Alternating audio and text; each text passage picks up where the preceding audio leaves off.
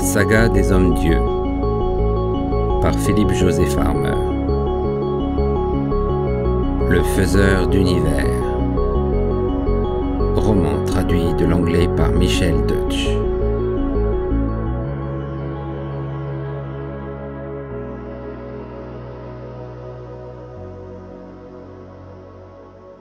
Chapitre 11. Il passa la nuit cachée en haut d'un arbre à quelque distance de la cité. Son plan était de suivre les marchands d'esclaves à distance, de délivrer Chryséis et de s'emparer de la trompe à la première occasion. Abirou et ses séides seraient forcés d'emprunter le chemin à proximité duquel il s'était mis à l'affût. C'était la seule et unique route menant vers la Teutonie. L'aube se leva. Il avait faim et soif. Vers midi, il commença de se sentir gagné par l'impatience. On avait certainement abandonné les recherches. Quand le soir tomba, il décida qu'il lui fallait au moins se désaltérer. Descendant de son perchoir, il se dirigea vers un ruisseau voisin, mais un rugissement retentit, et il jugea préférable de se mettre à l'abri en haut d'un autre arbre. Bientôt, une famille de léopards émergea des taillis. C'était l'heure où les fauves allaient boire. Quand les félins eurent étanché leur soif et furent repartis par où ils étaient venus, le soleil avait atteint le bord du monolithe. Il se remit en marche. La nuit venue, il se glissa parmi les ruines et s'approcha de l'édifice d'où il s'était évadé. Il n'y avait personne en vue. Cette fois, il était sûr que les autres s'en étaient allés, et il déambula dans les ruelles envahies de ronces jusqu'au moment où il tomba sur un homme assis par terre, adossé à un tronc. L'individu, drogué par le Diz, était à moitié inconscient, mais Wolf le réveilla à l'aide de quelques gifles bien appliquées et, son couteau posé sur la gorge du personnage, il se mit en devoir de l'interroger. Ses connaissances en Kamshem étaient limitées, et les Dolins étaient encore plus ignorants que lui. Mais le dialogue s'engagea malgré tout, et il apprit qu'Abirou et sa troupe étaient partis le matin même, à bord de 3 canoës de guerre manœuvrés par des rameurs indigènes. Après avoir assommé son informateur, Wolf se rendit à l'embarcadère. Le quai était désert, et il put faire tranquillement son choix. Il jeta son dévolu sur une étroite embarcation munie d'une voile et leva l'ancre. Quelques 3000 kilomètres plus loin, il atteignit la frontière de la Teutonie et de la cité civilisée de Kamshem. Il avait descendu le fleuve Guzirit pendant 500 kilomètres, puis avait poursuivi sa route par voie de terre. Il aurait normalement dû rester en contact avec les lents bateaux des trafiquants d'esclaves, mais il les avait perdus de vue à 3 reprises. De plus, il avait rencontré des tigres et des hachbecks, ce qui l'avait retardé. Peu à peu, le sol commença de s'élever en pente douce, et soudain, Wolf se trouva en face d'un plateau dominant la jungle. Gravir quelques 2000 mètres était une plaisanterie pour un homme qui avait 2 fois escaladé des parois de 9000 mètres. Le rebord franchi, le paysage n'était plus le même. L'air n'était pas plus frais, et il poussait là des chênes, des sycomores, des érables, des noyers, des peupliers et des tilleuls. Mais la faune était différente. Wolf n'avait pas fait 3 kilomètres dans une chaînée crépusculaire qu'il se vit forcé de se mettre à l'abri. Un dragon s'avançait d'une démarche alanguie. Il lui jeta un coup d'œil, émit un sifflement et poursuivit sa promenade. Un dragon tout à fait conforme à l'imagerie de la civilisation occidentale, mesurant 12 mètres de la tête à la queue, haut de 10 mètres et dont le corps était recouvert de larges écailles plates. Il ne soufflait pas de feu. En fait, il s'arrêta à une trentaine de mètres de l'arbre au sommet duquel Wolf avait cherché refuge et se mit à brouter l'herbe. Il y a donc plusieurs catégories de dragons, se dit Wolf en redescendant. Mais comment aurait-il fait pour savoir s'il s'agissait d'une espèce carnivore ou herbivore, faute d'un poste d'observation sûr? Le dragon continua de se remplir la panse, mais n'en avait-il qu'une, en exhalant des borborigmes digestifs semblables à de sourds roulements de tonnerre. Wolf, redoublant de prudence, poursuivit son chemin. Des nappes de mousse, véritables cataractes végétales, pendaient aux branches des arbres géants devant lesquels il passait. Le lendemain, à l'aube, il sortit de la forêt. Devant lui, la vue était découverte. Il y avait un vallon au fond duquel coulait une rivière. En face, sur le versant opposé, un minuscule château couronnait un promontoire rocheux, au pied duquel se tapissait un hameau. De la fumée montait des cheminées, et la gorge de Wolf se noua. Rien ne serait plus doux que de s'asseoir devant un bol de café en compagnie d'une bande d'amis, après avoir dormi comme une souche au fond d'un lit moelleux et de bavarder à bâton rompu. Dieu tout-puissant, qu'il avait envie de voir des visages humains, qu'il avait envie de retrouver un pays où autrui ne serait pas un ennemi. Des larmes coulèrent le long de ses joues. Il les essuya et continua sa marche. Il avait choisi. Il devait accepter le bon et le mauvais, comme il l'aurait fait sur la terre à laquelle il avait renoncé. D'ailleurs, pour l'instant, ce monde-ci n'était pas si mauvais.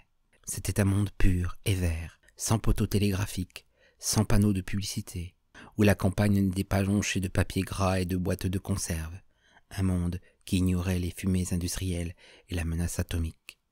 Tout compte fait, et si précaire que fût la situation personnelle de Wolf, cet univers avait bien des avantages. En outre, il bénéficiait d'un don pour la possession duquel bien des hommes auraient été prêts à vendre leur âme. Il avait à la fois la jeunesse et l'expérience de l'âge. 1 heure plus tard, il se demandait s'il serait capable de conserver ce don précieux. Il suivait une route poudreuse. Soudain, un chevalier suivi de 2 hommes d'armes apparut à un détour du chemin, monté sur un immense palefroid carapassonné. Le chevalier portait une cotte de mailles noire qui rappela irrésistiblement à Wolf les harnois de l'Allemagne du XIIIe siècle. La visière du aume était levée, révélant un inquiétant visage d'oiseau de proie où luisaient 2 yeux bleus étincelants. Le chevalier tira sur ses rênes et, s'adressant en haut allemand à Wolf, langue que ce dernier comprenait car ses études l'avaient familiarisé avec cet idiome.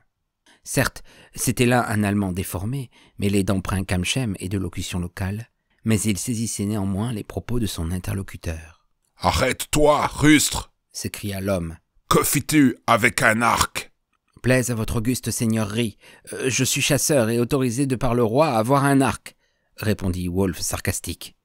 Tu mens. Je connais tous les chasseurs officiels à des lieux à la ronde. Tu as le tien bien foncé. Tu m'as l'air d'être un sarrasin, voire un yétché. Jette cet arc et rends-toi ou je t'éventre comme un pourceau que tu es. Viens donc le prendre, répliqua Wolf, bouillonnant de rage. Le chevalier abaissa sa lance et lança son cheval au galop. Wolf lutta contre la tentation de se jeter de côté pour éviter le fer étincelant. Il se rua en avant juste au moment où il le fallait, et la lance se ficha dans le sol, le manquant d'1 pouce. Le chevalier s'éleva dans les airs comme un sauteur à la perche et, cramponné à la hampe, décrivit un arc de cercle. Il atterrit la tête la première sur son casque, si brutalement qu'il dut se rompre le cou ou la colonne vertébrale. En effet, il demeura inerte. Wolf ne perdit pas de temps. Il délesta sa victime de son épée, qu'il glissa dans sa propre ceinture, sauta en selle, et le cheval du mort, un magnifique rouan, s'éloigna avec son nouveau maître. La Teutonie avait été ainsi baptisée après qu'elle eût été conquise par les chevaliers teutoniques de l'Hospice de Sainte-Marie de Jérusalem, ordre fondé durant la 3e croisade, mais dont les buts originels s'étaient ultérieurement transformés. En 1229, le Deutsche Orden avait entrepris de s'emparer de la Prusse afin de convertir les populations païennes des pays baltes et de jeter les bases d'une colonisation allemande. Des éléments de l'ordre teutonique étaient apparus sur la planète du Seigneur à ce niveau, soit de façon purement accidentelle, mais c'était peu vraisemblable, soit parce que le Seigneur lui-même les y avait introduits, peut-être contraints et forcés. Quoi qu'il en soit, les chevaliers teutoniques avaient imposé leurs lois aux indigènes et établi une société sur le modèle de la société terrienne qu'ils avaient quittée, société qui, bien entendu, s'était modifiée en raison d'un processus d'évolution naturelle et de la volonté du Seigneur, décidé à la couler dans le moule de son bon plaisir. Ce qui, au début, avait été un royaume unitaire, la grande sénéchaussée, s'était fragmenté en une multitude de principautés indépendantes, ensemble de baronnies liées entre elles par des liens assez lâches et dont certaines n'étaient que des ramassis de pillards et de hors-la-loi. À cela, il fallait ajouter l'État Yitchi, dont les fondateurs étaient arrivés sur le plateau à la même époque que les chevaliers teutoniques. Là encore, on ignorait si leur intrusion avait été le fruit du hasard ou si le Seigneur avait voulu qu'il en fût ainsi. Toujours est-il qu'un grand nombre d'Allemands parlant le yiddish s'étaient installés à l'est du plateau. Commerçants à l'origine, ils avaient asservi les aborigènes et également adopté le système féodal caractéristique de l'ordre teutonique. Cela avait probablement été nécessaire pour leur permettre de survivre. C'était à cet état que le chevalier défunt avait fait allusion quand il avait accusé Wolf d'être un Yitchi. À ce souvenir, ce dernier pouffa. Peut-être était-ce encore un effet du hasard si les Allemands avaient accédé à ce niveau déjà peuplé de Kamchem, qui n'étaient que des proto-sémites, et avaient dû coexister avec les Juifs qu'ils méprisaient. Mais Wolfe ne pouvait s'empêcher de deviner le sourire ironique du Seigneur derrière cet état de choses. En réalité, il n'y avait ni chrétiens ni juifs en Drachland. Les deux croyances, encore qu'elles eussent conservé leur dénomination première, s'étaient l'une et l'autre corrompues. Le Seigneur avait pris la place de Yahvé et de Goth, mais dans les prières, on lui donnait les deux noms. D'autres changements d'ordre théologique avaient suivi. Les cérémonies, les rites, les sacrements et la littérature sacrée avaient subi de subtils remaniements. Les tenants du christianisme et du judaïsme originel auraient taxé ces surgeons d'hérétiques. Wolfe se dirigea vers la baronnie de von Helgers. Il ne progressait pas aussi vite qu'il l'eût souhaité, car il lui fallait éviter les routes et les villages. Ayant été contraint de tuer ce seigneur de rencontre, il n'osa même pas couper par le domaine de von Laurentius, ainsi qu'il l'avait prévu de le faire. Tout le pays était certainement à ses trousses. Il y aurait partout des hommes et des chiens. La seule solution consistait à franchir les rudes collines qui faisaient office de frontières naturelles. 2 jours plus tard, Wolfe put entamer la descente, loin des territoires placés sous la suzeraineté de von Laurentius. Au détour d'un chemin assez raide, son regard découvrit une vaste prairie, arrosée par un ruisseau. À chaque extrémité était établi un camp. Une multitude de petites tentes, de feux et de chevaux entouraient les dés centraux au sommet desquels flottaient fièrement les étendards. La plupart des hommes, rassemblés en 2 groupes, regardaient les 2 champions qui s'affrontaient. Lance pointé bas, ils chargeaient au moment précis où Wolfe découvrit le spectacle. Le choc eut lieu au milieu du pré dans un effrayant tintamarre. L'un des jouteurs s'envola littéralement l'arme de son adversaire fichée dans son écu, et l'autre chevalier, déséquilibré, tomba à terre quelques secondes plus tard, avec un bruit de ferraille. Wolfe étudia attentivement la scène qui se déroulait sous ses yeux. Il ne s'agissait point d'un banal tournoi courtois. Les vilains et les bourgeois qui auraient dû se bousculer autour d'une estrade branlante, remplie de nobles chamarrés, brillaient par leur absence. Les combattants avaient dressé leurs tentes au bord d'une route solitaire et jeté le gant aux passants dignes d'être défiés en combat singulier. Il poursuivit son chemin, à peu près certain que, pour le moment, les spectateurs ne s'intéresseraient guère à un voyageur solitaire. Il ne se trompait pas, nul ne se porta à sa rencontre, et il put sans difficulté atteindre la lisière du champ clos, qu'il examina plus à loisir. L'oriflamme jaune surmontant la tente qui se trouvait à sa gauche était ornée d'une étoile de David. Le chevalier était donc un Yitchi, et sous cet emblème national flottait une bannière verte, portant un poisson et un faucon d'argent. Dans l'autre camp, il y avait plusieurs étendards et fanions personnels. L'un d'eux attira le regard de Wolfe, qui poussa un cri de surprise. Une tête d'âne rouge sur un fond blanc, surmontant une main fermée au médius dressé. Kika le lui avait décrit un jour, et Wolfe avait bien ri. C'était bien de Kika d'avoir choisi un pareil blason. Puis il s'assombrit. Très vraisemblablement, c'était l'homme chargé de prendre soin du domaine du Rouquin pendant l'absence de ce dernier qui arborait ses armes parlantes.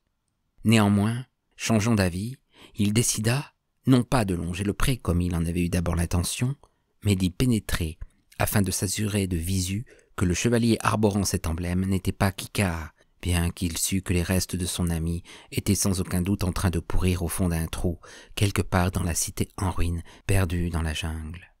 Nul ne fit mine de lui barrer la route. Hommes d'armes et valets se détournaient à son passage. « Chien Kamchem !» murmura une voix qui restait anonyme. Wolfe se dirigea vers la partie ouest du champ clos, contourna les chevaux à la tâche et s'avança vers le mystérieux chevalier à l'armure rutilante qui, la visière du casque rabattu, attendait son tour, serrant dans son poing une énorme lance dont le gonfanon était frappé de la tête d'âne rouge et de la main. La vue du nouveau venu ne fit qu'accroître la nervosité du cheval piaffant. « Baron von Horstmann » s'enquit Wolfe. Il y eut une exclamation étouffée, et le chevalier porta la main à son aume. Wolfe faillit pleurer de joie quand il vit le visage jovial de Finnegan Kikara von Horstmann. « Pas un mot !» fit celui-ci. « Je ne sais comment tu as fait pour me retrouver, mais je suis rudement content. Je suis à toi dans un moment, c'est-à-dire si je reviens vivant. Ce funeste Laxfalk est un client sérieux. »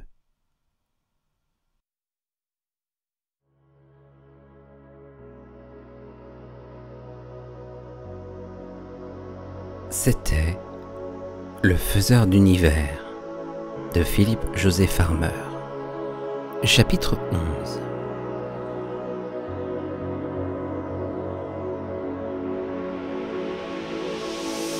Si vous avez apprécié cette lecture, merci de liker, commenter et de vous abonner à la chaîne.